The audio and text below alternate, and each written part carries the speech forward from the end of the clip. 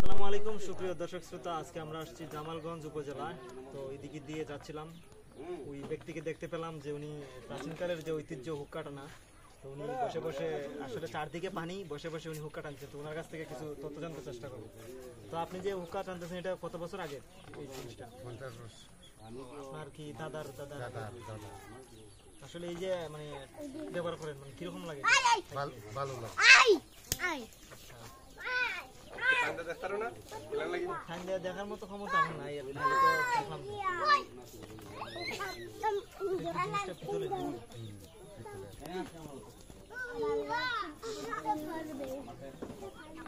এটা আসলে কি কি জিনিস দিয়ে মানে জিনিসটা তৈরি করা হয়? সাদা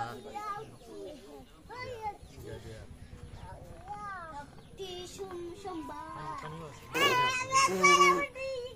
তো দর্শক, আমরা ওনার সাথে কথা বলছিলাম কয়েকটি জিনিস দিয়ে এই জিনিসটি তৈরি করা হয়। আর ওনার প্রায় 50 বছর আগের একটি জিনিস। আসলে এই জিনিসটি সবাইকে দেখানোর জন্যই আজকে আসলাম। আসলে 50 বছর আগের জিনিস এখনো কিন্তু দেখতে মনে হচ্ছে মানে কয়েকদিন আগে কেনা হয়েছে, এরকম একটা বিষয়।